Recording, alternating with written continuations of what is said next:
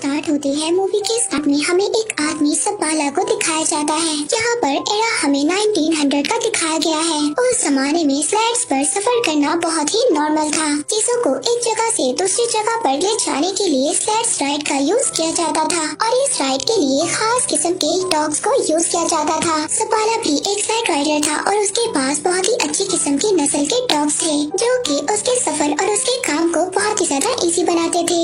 एक दिन सपाला के पास एक नए पपी की बर्थ होती है। ये साइबेरियन हस्क का पपी था और ये डॉग काफी ज्यादा कमजोर होते हैं। सपाला का ये ख्याल था कि ये डॉग उसके किसी भी काम का नहीं है क्योंकि ये इस डॉग को बाकी डॉग्स के साथ स्लाइड राइड पर लेकर नहीं जा सकता था।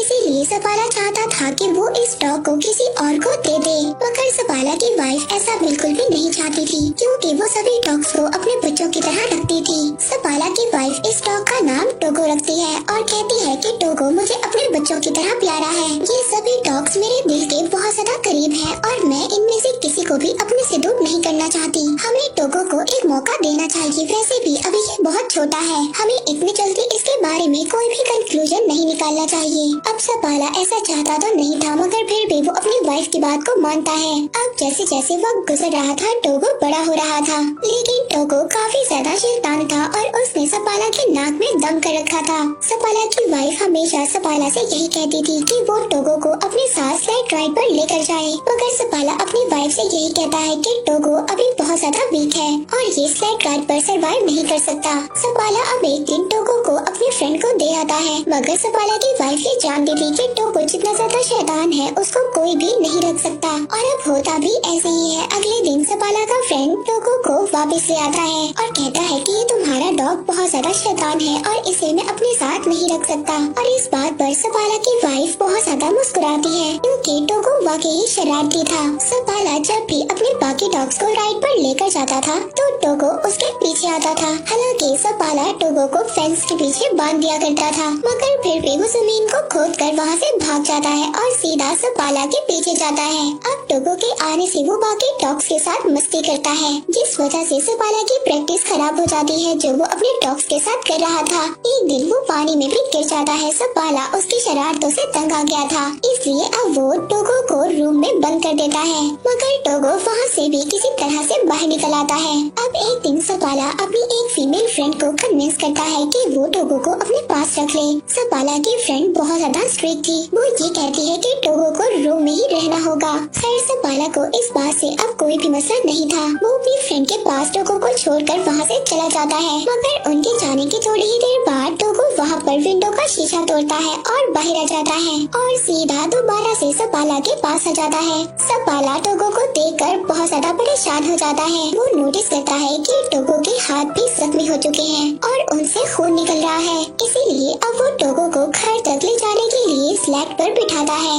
मगर टोगो स्लैट पर नहीं बैठना चाहता था, वो बाकी डॉग्स के साथ भागना चाहता था। अब इतनी ज्यादा कोशिश करने के बाद भी जब टोगो स्लैट पर नहीं बैठता तो सपाला उसको बाकी डॉग्स के साथ बांध देता है। अब कुछ दूर जाने के बाद सपाला ये नोटिस करता है कि टोगो काफी ज्यादा एनर्जेटिक है और वो बाकी डॉग्स के निस्बत बहुत ज्यादा स्पीड से भागता है और अब इसीलिए सपाला टोगो को सबसे आगे बांध देता है। टोगो अपनी स्पीड से बहुत ही जल्दी सबको घर पहुंचा देता है। सपाला टोगो को देखकर बहुत ज्यादा खुश होता है और हैरान भी। वो आकर अपनी वाइफ को बताता है कि टोगो कितना स्पीड में भागा। वो अपनी वाइफ को ये भी बताता है कि ये एक लीड डॉग है। वो टोगो को देखकर बहुत ज्यादा खुश हो रहा था। सपाला की वाइफ भी टोगो को देखकर बहुत ज्यादा खुश होती है। इसके बाद सपाला अपने शहर में टोगो की मदद से बहुत ज्यादा स्लैग रेसेस जीत जाता है और आहिस्ता आहिस्ता सपाला और टोगो बहुत ज्यादा फेमस हो जाते हैं। वक्त इसी तरह गुजरता रहता है और अब 12 साल हो चुके थे। हम देखते हैं कि टोगो अब काफी ज्यादा बूढ़ा हो गया था। एक दिन अपने सफर से वापस अपने शहर में आता है तो उसको ये बात पता चलती है कि शहर में एक बीमारी फैल चुकी है। उस बीमारी का नाम था डिप्थीरिया और वो बच्चों पर बहुत ज्यादा इफेक्ट हो रही थी।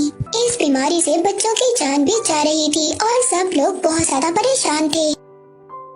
अब मेयर वहाँ पर एक मीटिंग बुलाता है जिसमें सपाला भी जाता है। मेयर बताता है कि इस बीमारी का एक एंटीडोट भी है जो यहाँ से 600 किलोमीटर दूर नेवाडा में है, लेकिन वहाँ पर जाना बहुत ज्यादा खतरनाक है क्योंकि एक बहुत बड़ा तूफान आने वाला है। मेयर वहाँ पर सपाला से भी मौसम के बारे में पूछता है तो सपाला उसको जवाब देता है कि जब मैं वापस आ रहा था तो मौसम को देखकर डॉग्स भी घबरा रहे थे और टोगो भी बहुत ज्यादा घबरा रहा था। टोगो ने काफी साल बाद कुछ ऐसा किया है और अगर वो मौसम से घबरा रहा था तो हमें भी घबराना चाहिए। इसके बाद सपाला वहाँ से चला जाता है। सपाला जब बाहर आता है तो एक डॉक्टर उससे लिफ्ट मांगता है। अब सपाला उसको अपनी स्लेड पर हॉस्पिटल छोड़ देता है। हॉस्पिटल में जाकर सपाला देखता है कि सब बच्चे बहुत ज्यादा बीमार हैं और अगर मेडिसिन न लाई गई तो बच्चों की जान को भी नुकसान हो सकता है। अब ये सब देखकर सपाला सोच में पड़ जाता है। वो घर आकर अपनी वाइफ से कहता है कि मैं दवा लेने जरूर जाऊंगा। वो कहता है टोगो को भी मैं अपने साथ ले जाऊंगा। तब सपाला की वाइफ उससे कहती है कि टोगो अब 12 साल का हो चुका है और तुमने खुद ही कहा था कि टोगो अब इतना ज्यादा स्ट्रॉन्ग नहीं है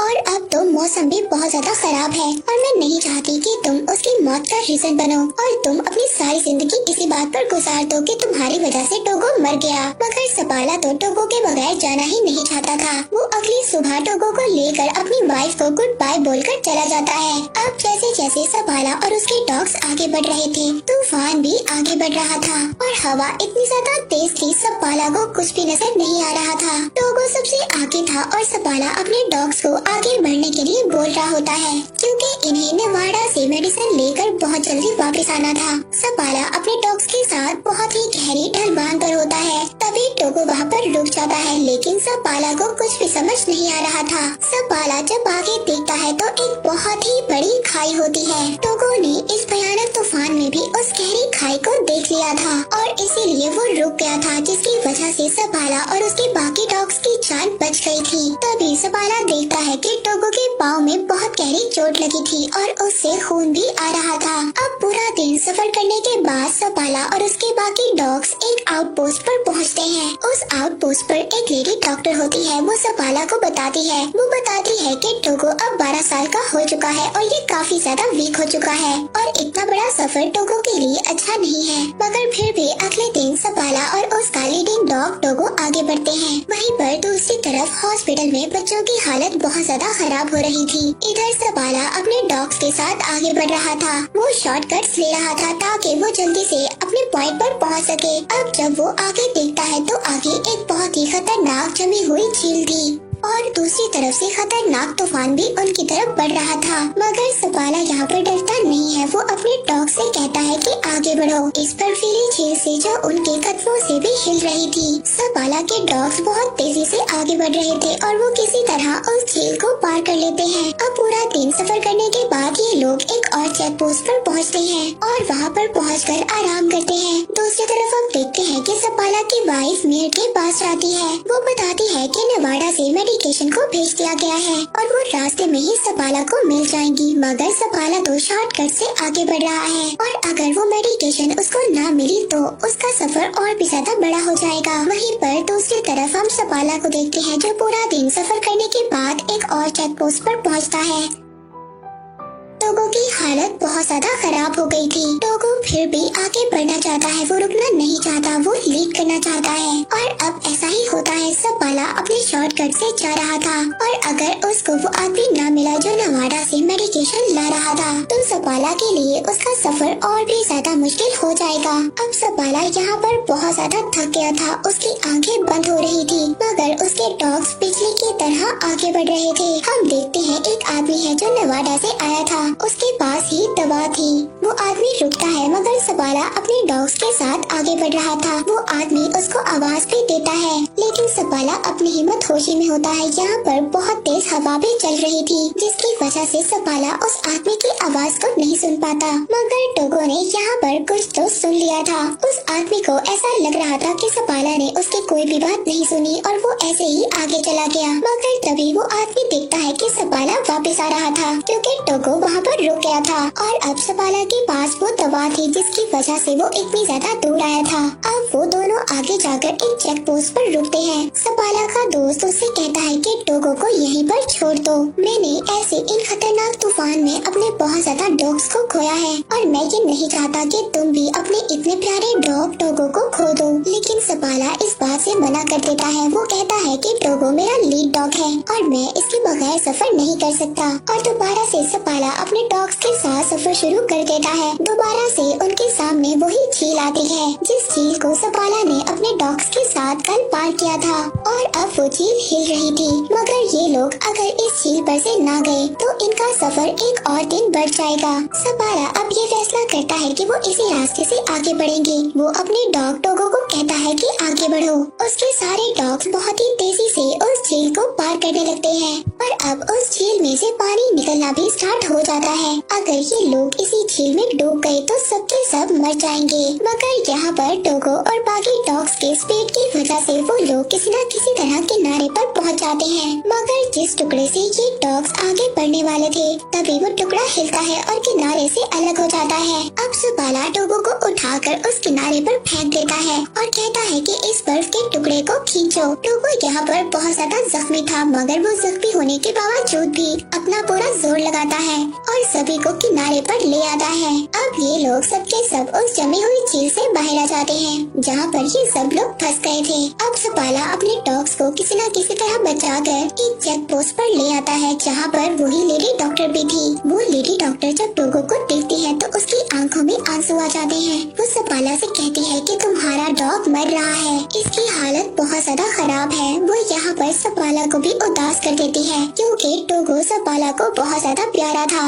अब सपाला रात गुजारने के बाद जब अगले दिन अपना सफर शुरू करता है तो वो टोगो को आगे नहीं बांधता बल्कि पीछे बांध देता है क्योंकि वो बहुत ज्यादा बीमार था और सफर भी नहीं कर सकता था। मगर फिर भी टोगो अपनी पोजीशन पर खड़ा हो जाता है। सपाला ये समझ आता है कि टोगो अभी रेस्ट नहीं करना चाहता और वो अपनी जगह पर खड़ा होना चाहता है और ये अपना सफर खत्म करना चाहता है। वो टोगो को आगे बांध देता है जिसके बाद वो लोग अपना सफर शुरू करते हैं। आखिरकार कुछ घंटों के बाद तूफान इतना ज्यादा खतरनाक हो जाता है कि सपाला को कुछ भी नजर नहीं आ रहा था और न ही सपाला को रास्ता नजर आ रहा था। वो टोगो के पास जाता है और कहता है कि मुझे तो रास्ता नजर नहीं आ रहा, तुम्हें ही अब हमें रास्ता दिखाना होगा और नेक्स्ट पोस्ट तक जाना होगा। सपाला यहाँ पर अपने पूरे चेहरे को ढांप लेता है जिसके बाद टोगो अब इनको आगे लेकर जाता है। मगर कुछ दूर जाने के बाद टोगो भी अब थक गया था। वो थक कर वहीं पर बैठ जाता है। अब सपाला उठकर टोगो के पास जाता है। वो टोगो से कहता है कि तुम्हें उठना होगा और हमें ये मेडिसिन लेकर जाना होगा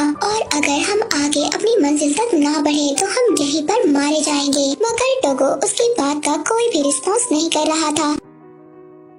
सपाला इस बात पर बहुत ज्यादा खुश था कि टोगो की वजह से उसकी जान बच गई। मगर टोगो उसकी बात का कोई भी रिस्पॉन्स नहीं कर रहा था। तभी एक आदमी लैंटर्न लेकर वहाँ पर आता है, यानी कि यहाँ पर टोगो ने अपना काम कर दिया था। उसने सपाला को चेक पोस्ट तक पहुँचा दिया था। वो ये देखकर बहुत ज्यादा खुश होता है क्योंकि टोगो की वजह से सबकी जान बच गई थी। अब सबके सब अंदर जाते हैं क्योंकि टोगो बहुत ही ज्यादा बेहाल होता है। उसकी हालत बहुत ज्यादा खराब होती है। यहाँ पर एड नाम का एक आदमी था जिसको सपाला की वाइफ ने भेजा था ताकि वो उस आउटपोस्ट पर पहुंचकर उस मेडिसिन को ले ले और जल्दी से उस मेडिसिन को लेकर वापस आ जाए जहाँ पर बच्चे बीमार हैं। रात को सबके सब रेस्ट करते हैं। इसके बाद सुबह को वो आदमी वो मेडिसिन लेकर निकल जाता है और कुछ ही देर के बाद वो नॉर्म सिटी पहुँच जाता है जहाँ पर एक रिपोर्टर उसका वेट कर रहा था क्योंकि ये बात न्यूयॉर्क सिटी तक पहुँच गई थी कि एक आदमी इतना बड़ा सफर तय कर बीमार बच्चों के लिए मेडिसिन लेने गया है। अब रिपोर्टर को ये लग रहा था शायद यही आदमी अपनी टीम के साथ वापस आया है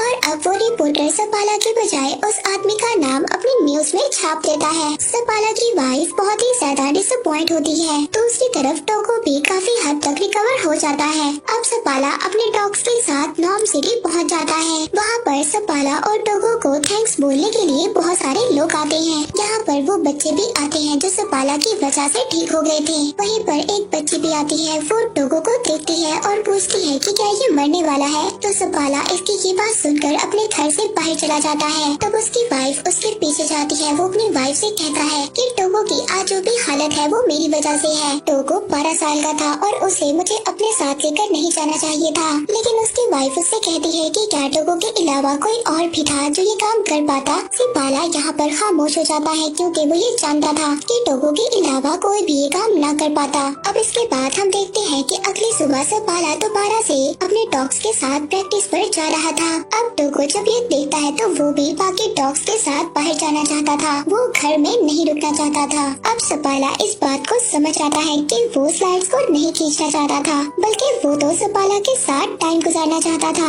अब थोड़े वक्त के बाद टोगो बिल्कुल ठीक हो जाता है। सपाला अपनी वाइफ और टोगो के साथ लंबी सैर पर जाया करता था। 2 साल के बाद टोगो के कुछ बच्चे भी होते हैं जिन्हें वहाँ पर बहुत सारे मिशंस लेने आया करते थे। इन बच्चों की ब्रीड को एक नया नाम दिया गया था, वो था सपाला साइबेरियन। इसके बाद 1929 में टोगो की डेथ हो गई। उसके बाद भी सपाला डॉग्स को ट्रेन करता था, लेकिन टोगो तो उसकी सिटी में बहुत ज्यादा फेमस डॉग था। तो ये थी टोगो की स्टोरी। हम देखते हैं कि टोगो ने इस स्टोरी में ये प्रूव किया कि इस दुनिया में सबसे ज्यादा वफादार और ख्याल रखने वाले सिर्फ डॉग्स ही होते हैं। और इसी के साथ ये मूवी यहीं पर एंड हो जाती है।